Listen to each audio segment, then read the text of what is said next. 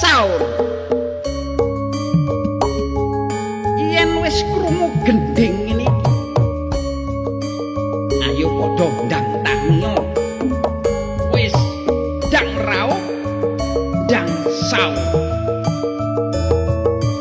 Sing arep poso sesuk wis ndang saur.